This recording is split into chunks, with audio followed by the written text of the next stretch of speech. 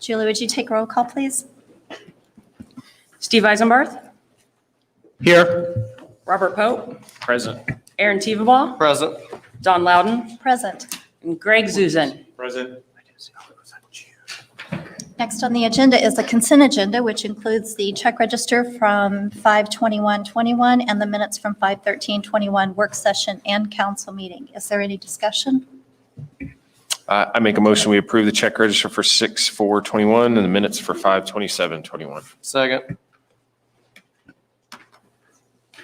Do we have a first and a second, Julie?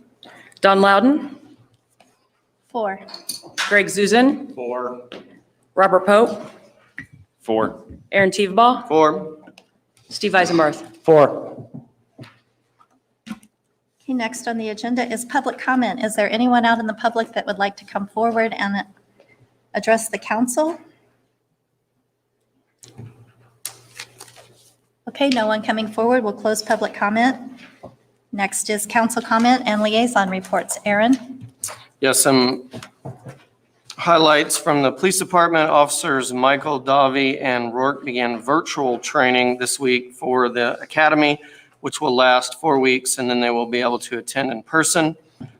Officer Ingram is finishing her last few weeks at the academy, graduating on June 25th. Construction of the police station building addition is underway. The concrete slab was poured today. The police department would also like to thank Kids Backing the Blue for their donation of canine accessories this week. Anyone who would like to donate can get more information at kidsbackingtheblue.com. And they also had a community relations campaign lunch today with First Veterans and First Responders organization who came in and updated the police department on their community relations events. And they're putting up a Facebook page called first-mvrs.org. That's all I have. Thank you. Actually, I have nothing. No meetings since our last council meeting.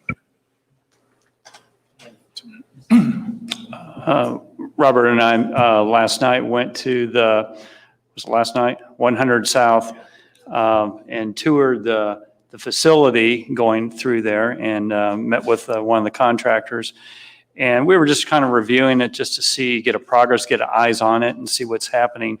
And knowing that this project started a little bit late because of utilities, gas relocation and others, and that caused the contractor to be delayed. Concern possible that October is the due date, that this is supposed to be coming up about mid-October. And we're hoping that we won't need to slip past that date. So, there's some challenges going on all these construction projects. COVID has really kind of gotten into a lot of people and getting materials, getting things promptly, the workforce and those things. So we're hoping it's not going to create a factor, but we're starting to see this. So we have 100 South that's due mid-October for the due date to be done. And then also we have NDOT, which has been doing a very good job. Steve Moore's given a great congratulations to Crawfordsville District, and rightly so, for the way they've been efficiently working with some of this. But having said that, their NDOT's widening is going to be scheduled to be done in about the same time, October. And typically these projects do tend to go past the due date. So the concern here is that we may have some time coming up in the fall where we're going to have several projects that are going to be going a little later. We're doing everything we can now to just communicate with the contractors and with the design community, inspection community, to say the town needs to have these things online and done right.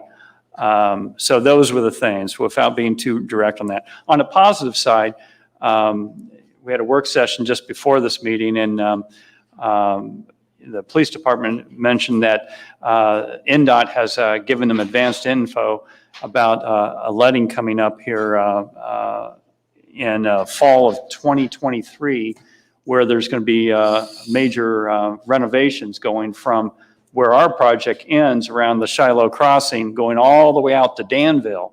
they're going to have enhanced pavement work going on. So that's going to be kind of a neat thing. And it's nice to hear that the state is just really helping us and working with us on those things. So I'm sorry to go on and on about that, but I just want to try to unpack that a little bit. The other thing was the stormwater board did meet. Cobblestone development and the utility relocation were challenges that were discussed, and I'll just leave it at that. Utilities are continuing to be something we just all have to watch and be diligent about. So that's the boring stuff I had. Greg, did you have anything?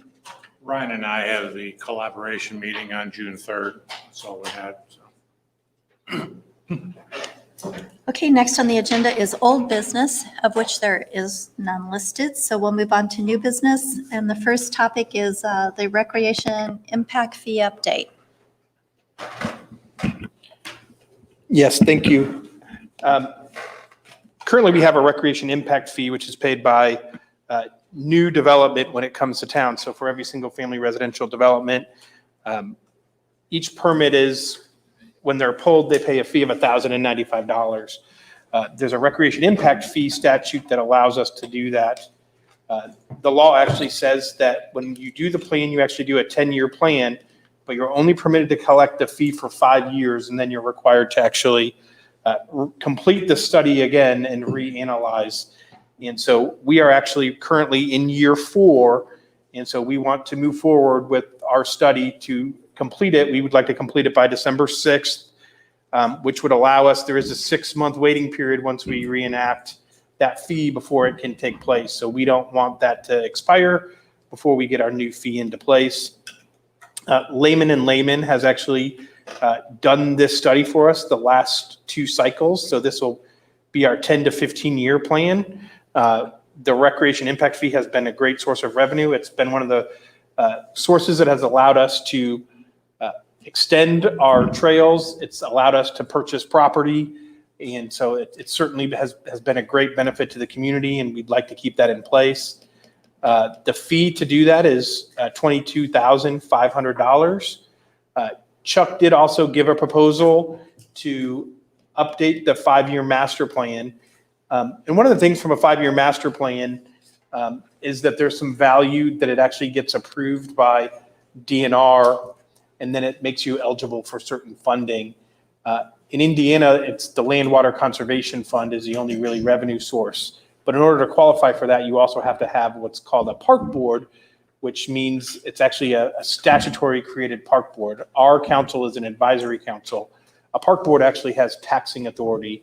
And so we've never made the decision to create that kind of an entity. So we're not eligible for those grants anyway. So the 5-year master plan, the value is really to us from a planning standpoint. And so we did discuss this with the Parks Council, and we kind of talked about it. And I think the sentiment from the Parks Council was it didn't make sense to spend the money. We actually completed it about 3 years ago. And that was kind of the foundation of our master plans that are our conceptual plans that we've created for our new parks. So they kind of said, well, it doesn't really make sense to update it until some of that stuff is built, because that was the foundation for what we were doing. So we want to be able to cross those things off the list and then reevaluate what other amenities and things we need. So their thoughts were, let's wait on doing that for a couple of more years. And then once we do some of our park development, then let's go back and revisit what we were doing. So even though that's in the proposal, that's not our recommendation. Staff agreed with that. That was kind of our thought as well, that we didn't necessarily need it. There's a couple of components in there that would maybe be useful.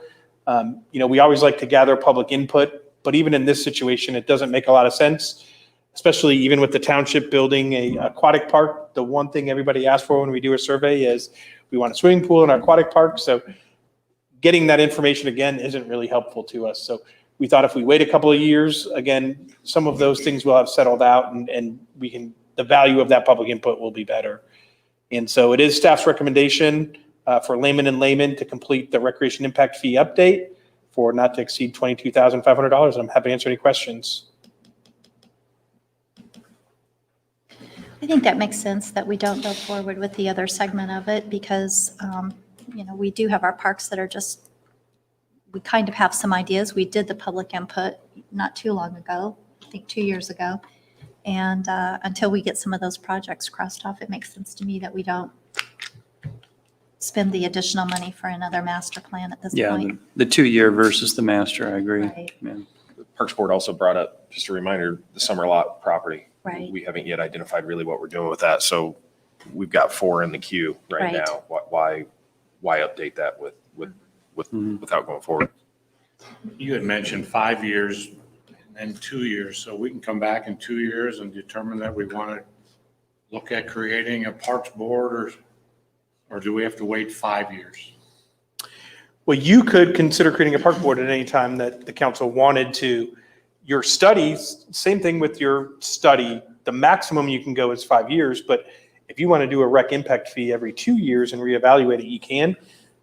You know, your rec impact fee is based on what you've spent and what you've done and what your level of services that you want to provide. So in 2 years, you may not change that much, which is kind of why you do it every 5 years. So again, I'd probably stick to that. We can do the 5-year master plan piece anytime we want. And that's what we could budget for it in 2 or 3 years and just do it whenever we're ready to do it.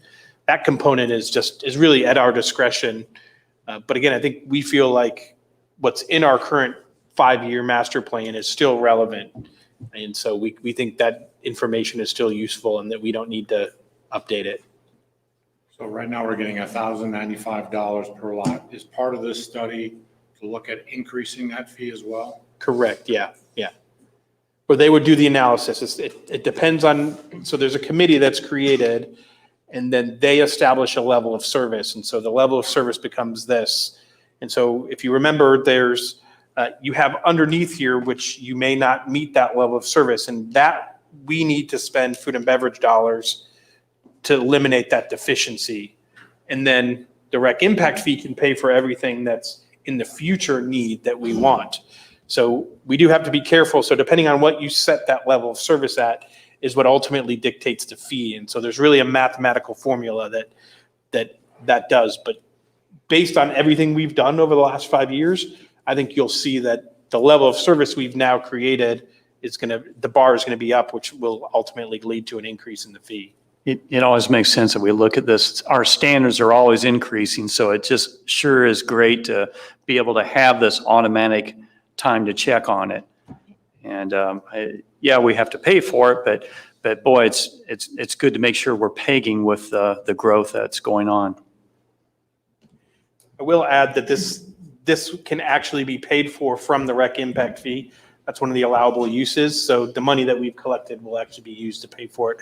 And we did budget $35,000, so this is substantially less than what we anticipated. So, And we're meeting all the requirements because we had this, I don't know if there's a barometer of how much money you have to spend, but we just can't keep taking in revenue and not spending the money. And so when we bought the summer lot property, we spent $500,000.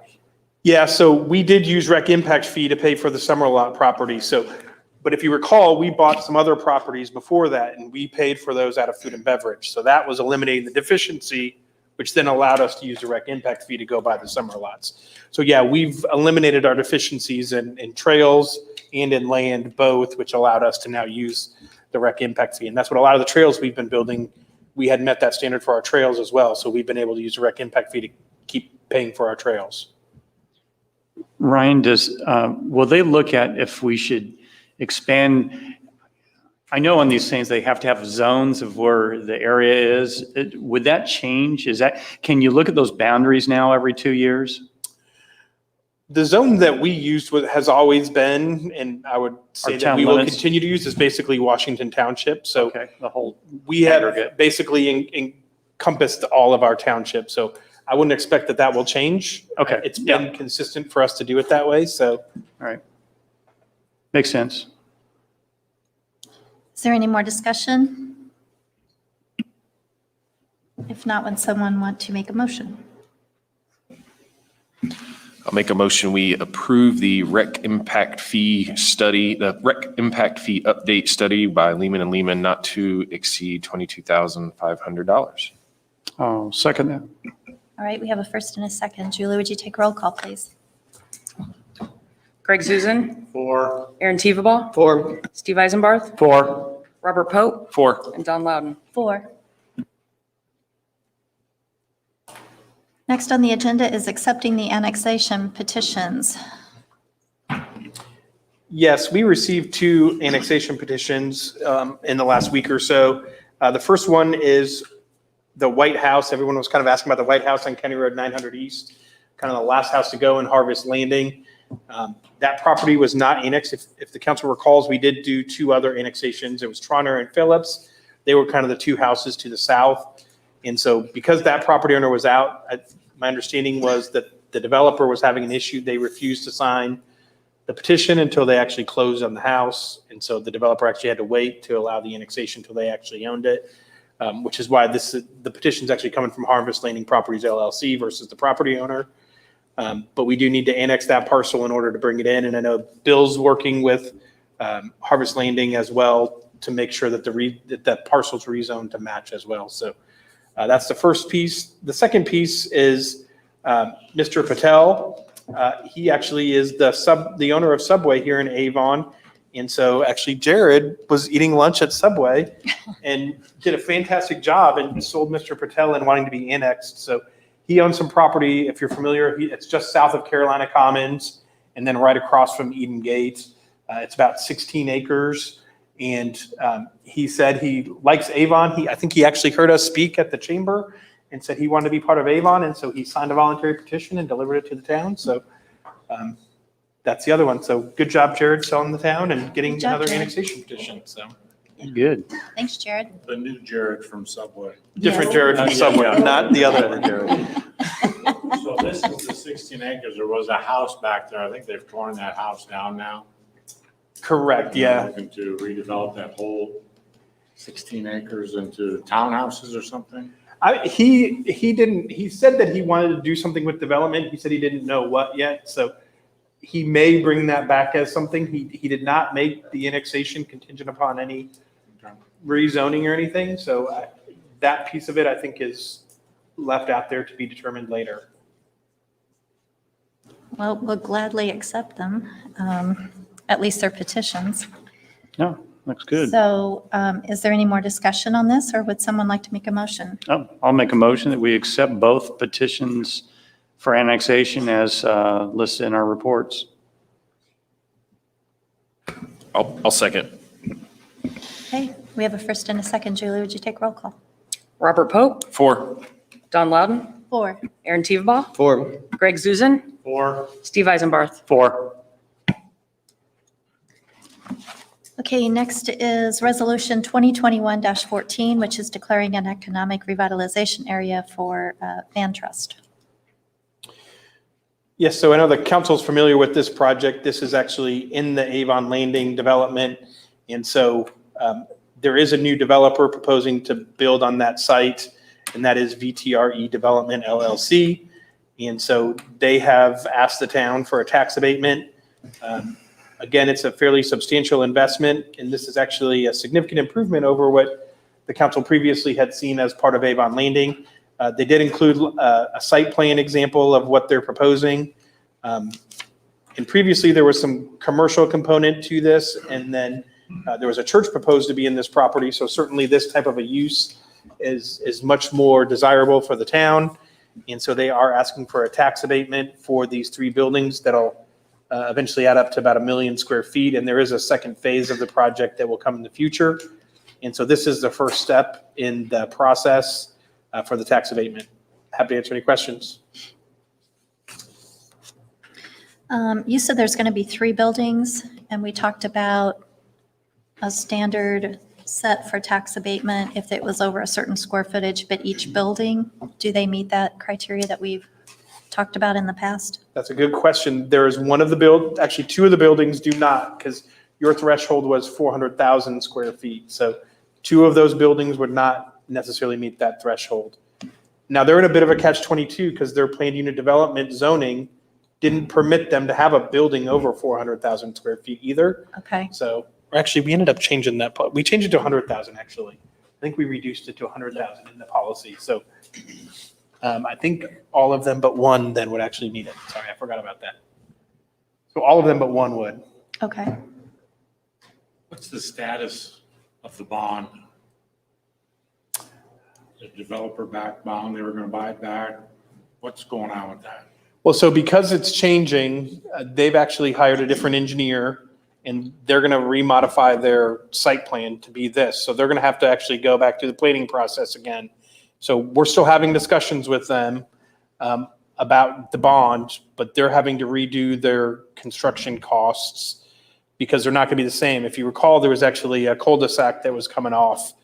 So actually, we haven't seen the numbers yet, but we actually expect the infrastructure numbers are probably going to be less based on what they're doing here compared to what we had previously seen. So they're kind of reworking those numbers at this point in time. So I think you'll see it again in the next couple of months and you'll see it. Have we signed those documents yet? Have we received those dollars for those improvements? No, we never closed the bond because that agreement was with Hageman. So we will have to do another agreement with this one. And they've been talking to us about, are we willing to do a similar? So they're aware of Type thing. it and it's not transferable from Hageman. They are aware of that. Yes. Yeah.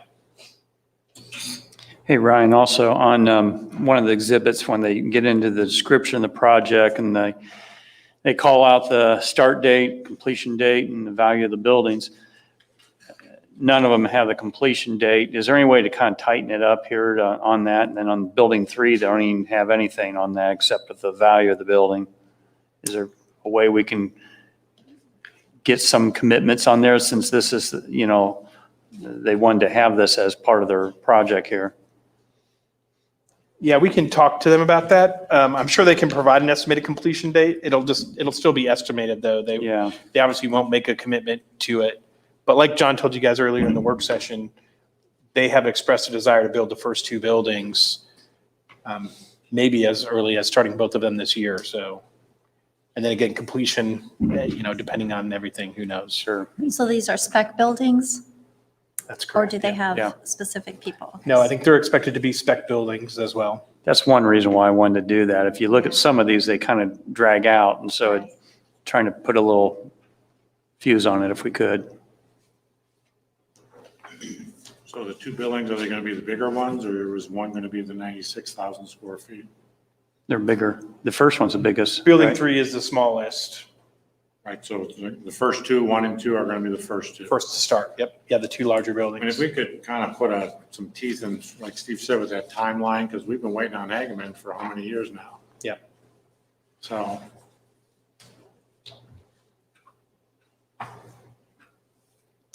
Any further discussion? If not, we'll take a motion. make a motion to approve resolution 2021-14, declaring an economic revitalization area of Van Trust. All right, we have a first. Do we have a second? I'll second. Great. First and a second. Julie, would you take roll call, please? Robert Pope, 4. Greg Zuzen, Four. Aaron Teveba, 4. Don Loudon, 4. Steve Eisenbarth. 4. Okay, next is an introduction of ordinance 2021-09, which is amending the false alarm regulations. Ryan? I'd Yeah, like I'll to take this let one. Mitchell introduce these. Okay. Mitchell? Yes, this ordinance just resolves a discrepancy within the false alarm regulation. There's one provision that calls for violations in a calendar year and one separate provision which calls for violations in a 12-month period. Obviously, those can be interpreted differently, so we are just resolving that discrepancy to make it a 12-month period. Thank you. Any discussion? Okay, we'll consider it introduced. Next is introduction of ordinance 2021-10, which is amending the Ordinance Violation Bureau regulations. Yeah, for this one, staff goes through the town code pretty frequently and tries to find provisions that need updating. This one was a glaring example that needed updating. The original policy was drafted in 1995, I believe, and just wasn't in line with our practices, updates to our own town policies. So this is a complete rehaul of that section, and it really just details how we our intake process for ordinance violations that now encompasses our no cash policy and how we take ordinance violations to the town court. And so again, it's just a total rehaul to get it up to our standards and best practices. Any discussion on that one? Just one question. This might be a little too much, but like on the schedule they show there about when they get into the penalties, is there a way to put that for cost of living? Probably can't, but do you have to put the fixed rate like they show in the Schedule 217, or can you tie it to a factor? No? You really can't. And these are all cross references to the underlying sections. You guys have the authority to amend those at any point in time if you think one's too small, one's too little, or. Okay. So you can do that legislatively, but we can't really factor in a cost of living kind of type accelerator. Makes sense. So that puts the burden on us. We just have to look at it regularly. Okay. Thanks. Is the civil penalty, is that something that goes back to 1995 as well? Those dollar figures? That's where I was going. I think we need to look at those. as Some well. very well, that might be the case. Others are on here that are certainly updated. I'm just kind of glancing through it. Some animal nuisances are $200. That's probably more up to date, but we certainly are going through the code book and trying to figure out those provisions that are just too old and aren't doing the town much justice. Ryan, maybe you should look at the penalties here, and if we need to revise them right away, we should do them as we do this. Yeah, that's a good point, actually. Julie and I just mentioned that we'll look at those numbers before you guys do your final adoption, and if we have recommendations to change any of them, we'll do that. Particularly item 4-136, operation of garage sale in excess of limit. Only $25. Come on now. You don't make much at a garage sale, so. Pretty steep price. Okay, we'll consider ordinance 2021-10 introduced. The next is introduction of ordinance 2021-11, amending the fireworks regulation. That's a timely thing. Yes, so last year, the state legislature passed a provision allowing local governments to require individuals who intend on making a fireworks display to receive a permit from the fire chief, as well as provide proof of insurance. And so what this ordinance does is add a provision into our fireworks code that requires individuals that are going to have public displays to get a license from the Washington Township Fire Chief and show proof of insurance in the amount of $100,000 for personal damage and $100,000 for any property damage. So again, it's very timely, and this is what we want. This does not apply to anyone setting off fireworks in their backyard. This is a fireworks show that they would use township parks or the town park to big consumer shows like that. The other thing too is that when you go back to the prior ordinance, you've got fines in there of $15 to $25 and $50 shooting off fireworks. And you're already seeing people on social media wondering, why are they doing it? How can they do it? How can they be fined? So with the 4th of July, less than a month away, we should probably get this resolved sooner than later. Are you saying we tie in this one that says 100,000 on this one to them? That might resolve it. I think that 100,000 is your insurance coverage.